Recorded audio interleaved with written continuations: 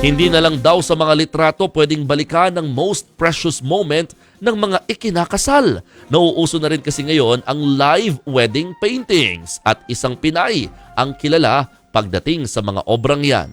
Yan ang pampagising na balita ni Ivan Tarinque. Tuwing may kasal o malaking event, hindi pwede mawala ang mga kumukuha ng pictures.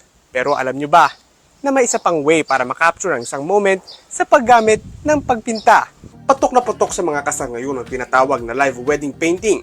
Ito ay ang pagpipinta ng isang artist live mismo sa event para makapture at ma-store ang isa sa pinaka-importanting moment ng iyong buhay. O di ba? Feeling royalty sa iyong event dahil noong unang panahon, mga royal family lang ang nakakagawa nito. Ibang klase ang pag-store at pag-freeze ng moment, magandang i-display at siguradong pangmatagalan. You actually capture yung emotions nung couple in that very intimate moment. Ang ganitong mga painting ay pinipinta sa loob ng 8 oras. At ang ganitong services ay nagsisimula mula 18,000 pesos. May kamahalan, pero sabi nga nila, isang beses ka lang naman ikakasal unless may plano ka pang iba. Ang materials naman kasing ginamit ay museum grade, yung tipong pwede mong itabi kay Mona Lisa. For the next few years, when they look back, they'll see yung painting as an heirloom or souvenir for themselves talaga.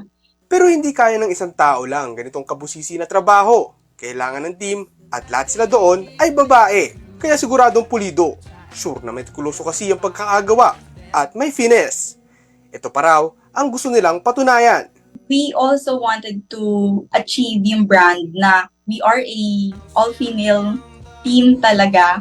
Kasi bihira kasi nowadays yung mag-excel ka sa arts ng babae ka.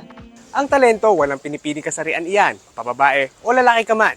Dahil ang talento, baliwala kung hindi nahasa na mabuti at magamit sa tamang paraan.